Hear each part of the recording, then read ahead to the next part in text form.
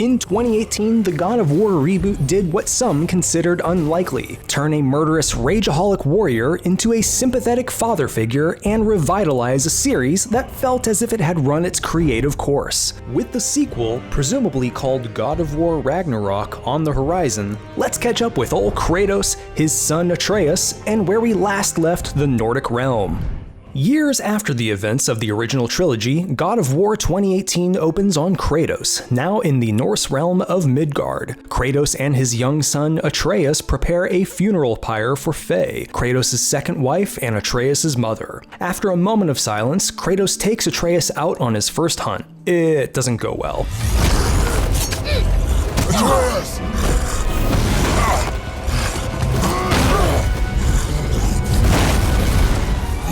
Father and son return home, finding Faye's body has been fully cremated. Kratos barely has enough time to give Atreus a lesson about anger management before a stranger, who looks like the bassist from every folk metal band, comes a-knockin'. Despite Kratos' reluctance to fight, they square off in a tree-chopping, stone-throwing, mountain-crushing duel to end all duels. Eventually, the stranger reveals that he can't even feel any of the pain Kratos has been dishing out. I can't feel any of this.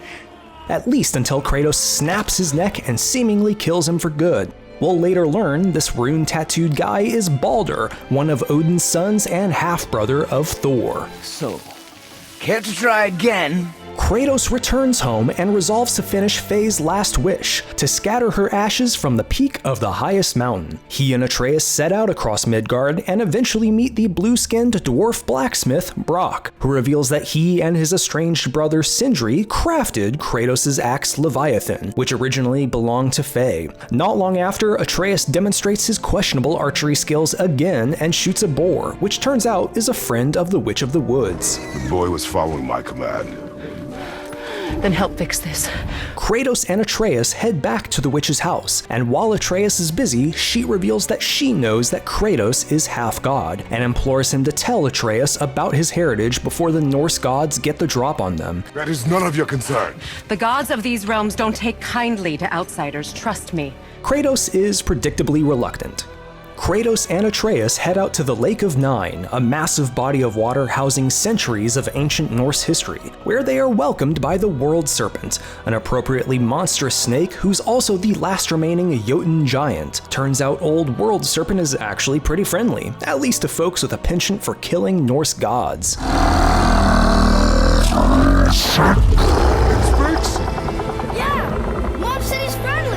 Kratos and Atreus continue their journey towards the mountain, meet Brock's brother Sindri, and find the mountain pass has been blocked by a deadly black mist which can only be cleared by the light of Alfheim, home of the Elves. The witch helps them gain access to the Bifrost, the magical bridge linking all of Midgard's various realms, housed in Tyr's temple, and gets them access to Alfheim. But she's suddenly yanked back to Midgard, leaving Kratos and Atreus to figure their way out.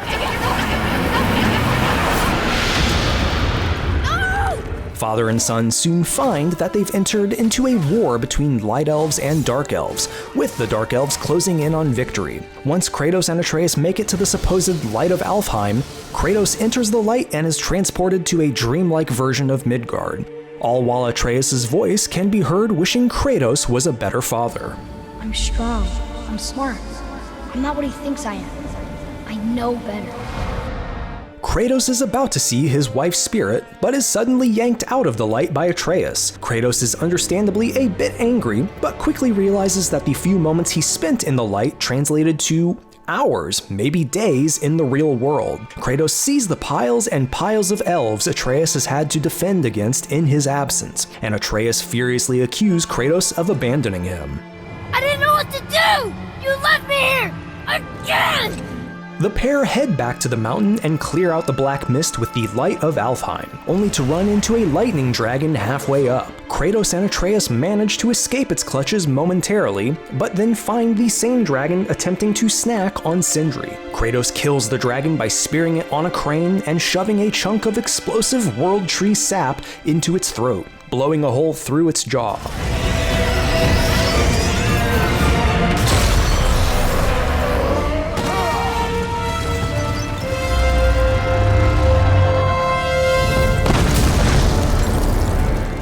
As thanks for saving him, Sindri offers Atreus some arrows made of mistletoe, and Kratos later uses a piece to fix Atreus' chest strap. Kratos and Atreus make it to the top of the mountain, but overhear a conversation between a very much still alive Baldur and Thor's sons Modi and Magni. You have nothing to offer me, so take your questions, take your threats, take these two worthless wankers, and piss off! Kratos hears them interrogating Mimir, Odin's former advisor and the Norse god of knowledge and wisdom, who's been imprisoned inside a tree by Odin for 109 years. It's a long story. Kratos and Atreus speak with Mimir once the coast is clear, but unfortunately learn that their princess is in another the tallest mountain in the realms isn't where they're standing. It's in Jotunheim, realm of the giants. See that mountain? Looks like a giant's finger scraping the sky. That's the highest peak in all the realms. And access has been blocked off by the giants to keep out Odin and his crew. Mimir's suggestion? Cut off his head, get the witch to reanimate him, and they'll take another passage at Mimir's direction. Mimir also takes a chance to whisper to Kratos that he really ought to tell his son how he's half god and all. So you value your privacy more than your son? When Mimir awakens, he lets it spill that the witch is in fact Freya, a Norse goddess, much to the concern of Kratos. Kratos, Atreus, and Mimir continue exploring for stuff they'll need to get to Jotunheim, but are ambushed by Thor's sons Modi and Magni. Kratos manages to kill Magni, and a furious Atreus injures Modi before coughing up blood. Atreus' mysterious sickness, mentioned just before their journey, begins to manifest. Atreus musters enough strength to start heading back to Freya with Kratos, but the pair get ambushed by Modi again. Taunted by Modi, Atreus' anger rises and he launches into a miniature Spartan rage, just like his dad, but collapses on the floor. Kratos gains the upper hand and Modi flees again. Great job, bud.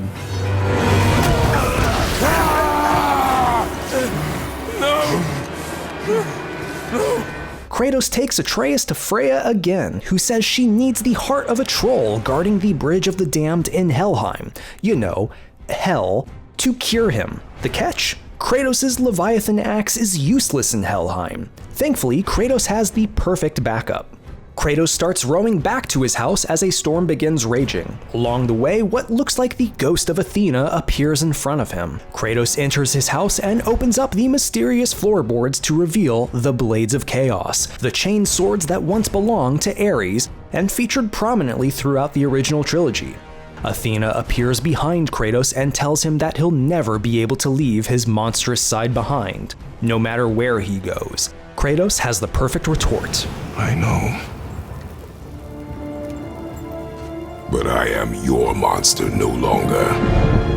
With a new weapon, Kratos fights through Hellheim, killing the troll guarding the Bridge of the Damned and taking its heart. Before he can dip out, the mist of Hellheim materializes into a vision of Zeus, Kratos' dear old, very dead dad. My father. Your father was Zeus? Well, that explains a lot. Mimir lets him know the vision isn't real, but pieces together Kratos' true origin as the Spartan god of war. Back at Freya's, the witch starts healing Atreus and tells Kratos that to truly heal, Atreus needs to know he's part god. I can break the fever, but to heal, He must know the truth of what he is. yes. On their way out, Kratos tells Atreus the truth about his origin, at least partially, that he was born a god, but chose to live as a man in Midgard. That means Atreus, seemingly cured of his sickness for good, is a god as well, which just makes him wonder if he can fly or turn invisible. Kratos tries to give some life lessons while searching through Tyr's temple, but unfortunately the whole god thing turns Atreus into quite the cocky little jerk. All you ever talk about, over and over. Do something about it or shut up already. And he mercilessly kills a wounded Modi against Kratos' wishes. The crew manages to open the portal to Jotunheim, but are ambushed by Baldur. Miss me. And the portal is accidentally destroyed. Kratos tries to stop a clearly outmatched Atreus from fighting Baldur, but Atreus shoots his father with an electric arrow. That diversion gives Baldur the chance to kidnap Atreus and leap onto a giant dragon. Kratos gives chase, fist-fighting Baldur on the dragon's back. Kratos manages to slash the dragon's wing, plummeting everyone to Tyr's temple and the Bifrost portal, which sucks Kratos, Atreus, and Baldur into Hellheim. Kratos and Atreus fight their way out of Hell, and through a spirit vision, it's revealed that Baldur is Freya'S son, and her attempt to save him from death cursed him with the inability to feel, taste, or enjoy just about anything. Families, am I right? Along the way, another spirit vision of Zeus, this time being murdered by a younger Kratos, appears, spilling the beans on Kratos' past.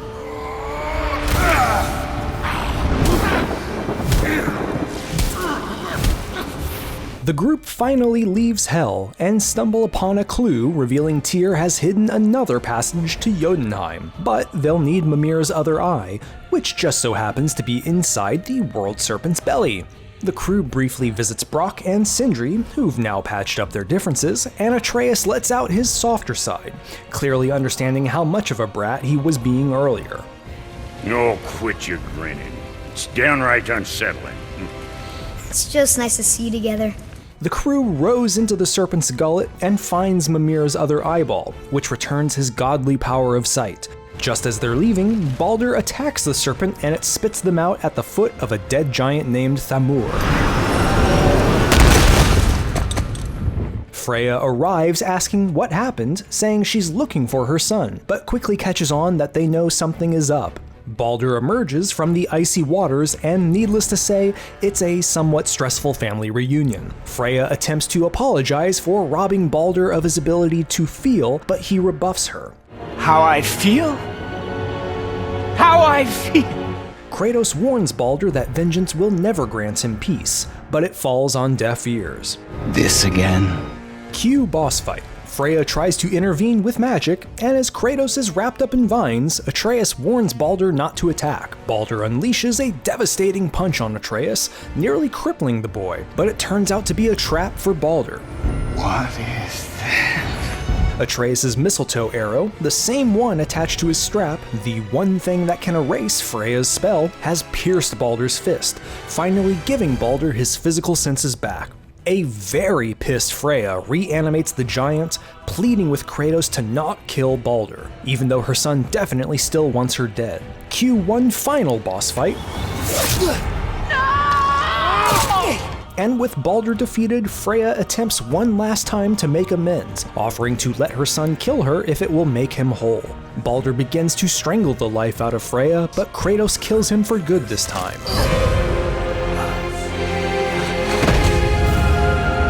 Freya, however, doesn't see Kratos' point of view, and vows the most violent of revenge against him.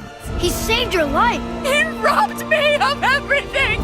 Her words spur Kratos to tell Atreus the whole truth, how he made a deal with a god that cost him his soul, how he murdered countless people, and how he killed his father Zeus. But as Atreus wonders if all godly relationships end in patricide, Kratos tells him, No. We will be the gods we choose to be. Kratos and Atreus finally make their way to the tallest mountain in Jotunheim. Kratos, having nothing more to hide, finally undoes the bandages hiding the chain-link scars he earned during his servitude to Ares. Can we go now? We're so close. Along the path, Kratos and Atreus discover remnants of the Yotin giants, finding a prophecy showing Atreus' mother was a member of the giants, and foretelling all of the steps of their journey. That's us. The first time we met the world serpent. But how? It's also revealed that Baldur's actual target was Atreus' mother, not knowing she'd been turned to ash moments prior. Kratos' final discovery is an ominous mural depicting a dead or dying Kratos being held by Atreus, with some sort of snake coming out of the boy's mouth. Finally, at the top of the peak, Kratos and Atreus spread Faye's ashes, overlooking a horizon filled with dead giants.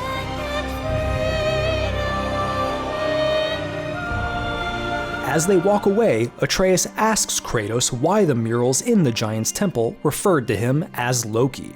Kratos says it was the name his mother wanted for him, and she may have called him that to the other giants. Of course, we know Loki as the infamous and dastardly trickster god, an iconic figure in Norse mythology. It doesn't line up perfectly with what we know about Loki, but myth is often reshaped in retellings, so it's unclear for now how much Atreus will actually become the trickster god we know, or if he'll forge his own path. A question for another day. Let us go home. But that's not all. In a post-credits dream sequence, Kratos and Atreus are resting at home when they're approached by a shadowy figure shrouded in lightning, storm clouds, and wielding a hammer, who we can reasonably assume is Thor.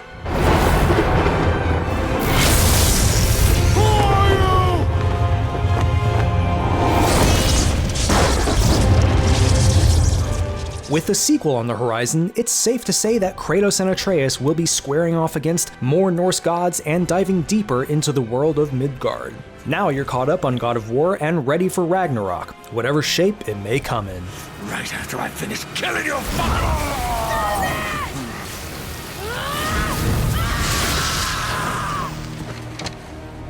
Whoops. I think I broke him.